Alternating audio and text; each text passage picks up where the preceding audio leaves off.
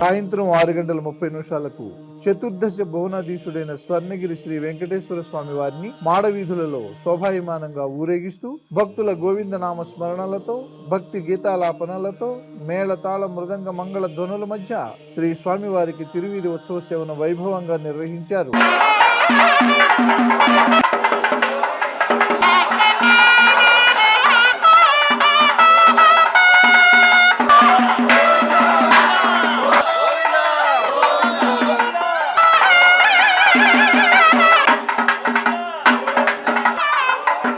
తిరువీధి ఉత్సవ సేవ అనంతరం శ్రీ వెంకటేశ్వర స్వామి వారు సహస్ర దీపాలంకరణ మండపంలో దేదీప్యమానంగా వెలుగుతున్న సహస్ర దీప కాంతుల మధ్య ఊయలలో ఆసీనులై భక్తులకు దర్శనమిచ్చారు.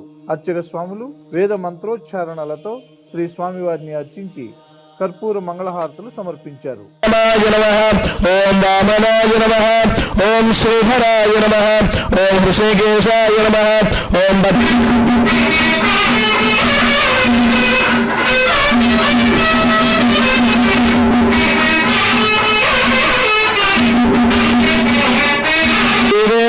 నివాసాయ శ్రీనివాసాయ మంగళం.